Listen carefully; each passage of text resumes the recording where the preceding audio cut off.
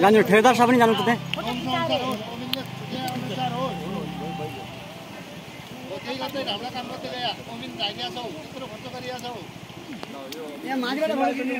मिसनलाई पनि बुझाउनुहोस्।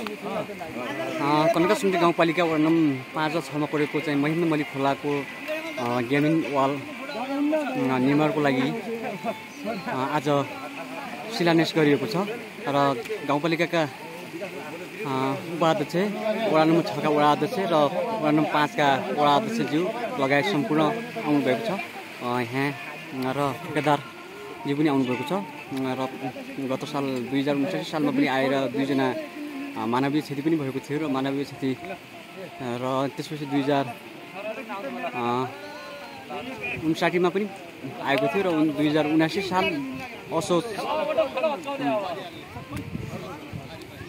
महिनाको 19 गते आएको अविरल वर्षाको कारणले पनि यो खोला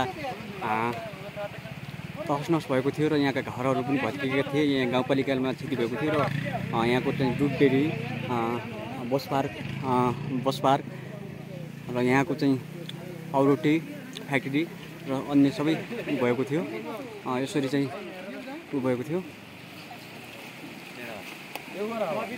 यो खोलो सानो भए पनि धेरै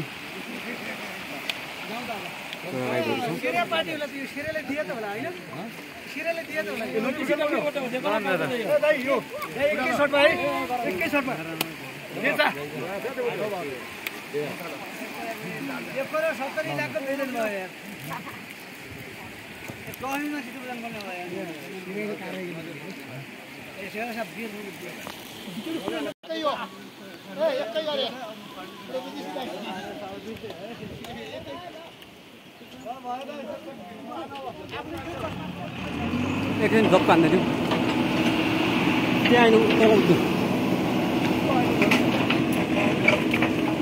काम चाहिँ उद्घाटन भइरहेको छ, शिलान्यास भइरहेको छ काम।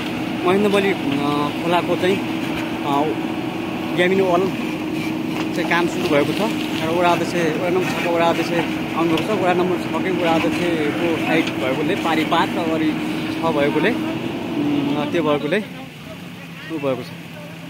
ल हस् धन्यवाद।